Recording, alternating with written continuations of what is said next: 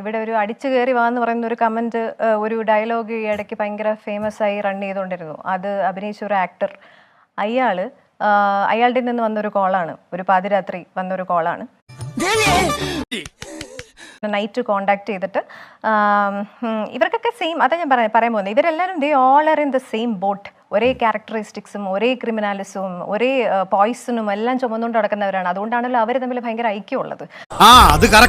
അപ്പോൾ ഈ പറയുന്ന ആൾ എന്നെ വിളിച്ചിട്ട് അയാൾ ചോദിച്ച വാക്കുകളാണ്,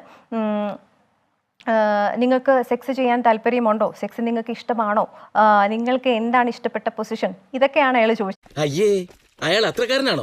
അന്നും ഈ പറയുന്ന വളരെ യങ്, ഒരു 20-21 ഈ സമയത്ത് I was too shocked. What he said was, രേവതിക്ക് ഇൻട്രസ്റ്റ് ഇല്ലെങ്കിൽ കുഴപ്പമില്ല, ഞാൻ കൊച്ചിയിൽ 9 ദിവസത്തേക്ക് ഞാൻ ഇവിടെ ഉണ്ട്.